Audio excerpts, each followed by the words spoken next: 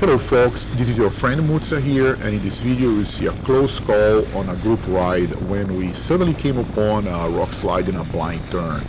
You'll see this video twice, first as it happened and then with commentary so we can extract some lessons from it. So let's go. And okay, here we are going westbound on Casitas Pass Road here in Ventura County, California, and then this happened.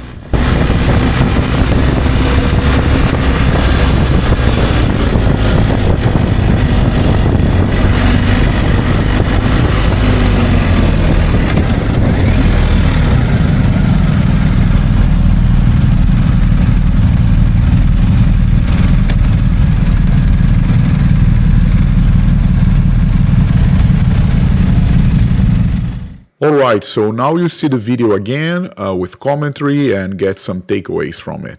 In terms of setting, this was a group ride and we had 8 riders amongst us at this point, and my friend Rick was leading it.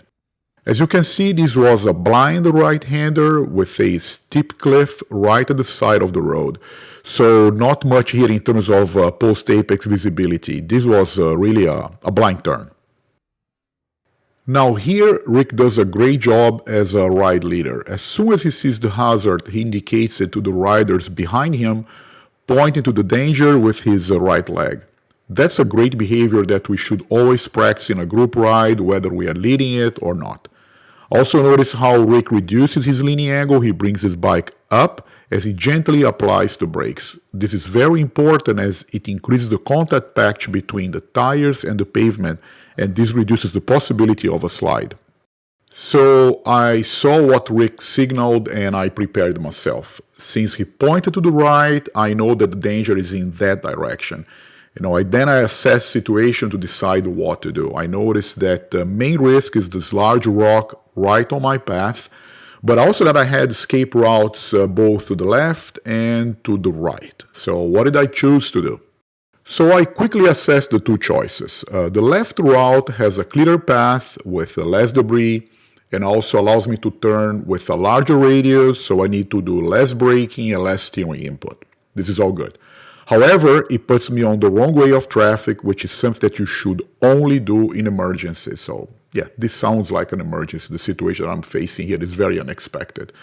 Now, the right path has the opposite advantages and disadvantages. Of course, I would remain on my way of traffic, but there is more debris that way there on the right, and also it will require me to adopt a tighter turn. The radius will be much shorter in that direction there. This means that I would expose myself to a higher chance of hitting something on the road and losing control, and maybe even slanting on the sand, or even being rear-ended by the bike behind me because I need to slow down more significantly. Then I made the conscious decision to take the left route as Rick did. Know that this was, as I said, a conscious decision, a deliberate choice. Do not simply follow the rider ahead of you because he or she may not always make the right choice. Fundamentally, it's up to you to decide what to do. Note also that just as Rick did, I gently and progressively applied the brakes. As you can see, I didn't change gear, I remained in third gear, and I made very, very soft steering corrections. In these situations, the most important thing is not to panic. This is another good example of ride leading by Rick. He quickly returned to the right side of the road, and more important than that, he did not come to an abrupt stop. Instead, he kept going at reduced speed, so all the riders behind him had space to navigate the challenge. Stopping suddenly would be dangerous as it could lead to a pile-up with several riders crashing behind us. Rick is now slowing down his bike, again very gently down to a crawling speed until we very briefly stop. First, he gave space for everybody behind him to find escape routes, and now he's making sure that all riders are safe. You can see that I'm looking left and right in my mirrors and checking for the other guys as well. Remember that a good space cushion is also important to prevent someone in the back of the group from being rear-ended by a car, even if the chances here are remote because of all the debris on the road. In any event, do not stand still and leave as soon as possible.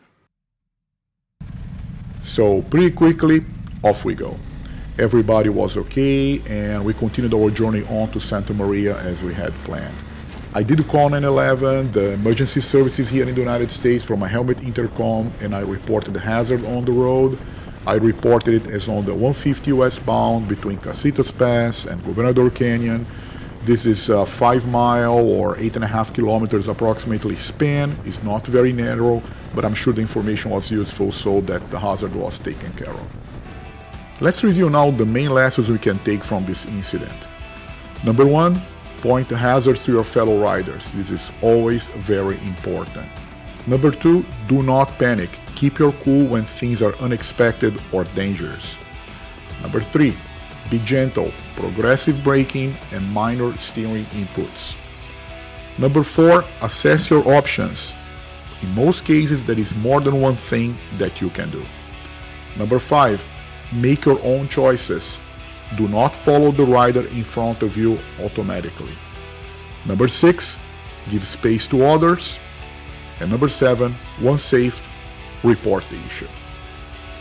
This video was inspired by some great motorcycle safety channels here on YouTube, which I recommend you following, particularly DanDan the Fireman and MC Rider.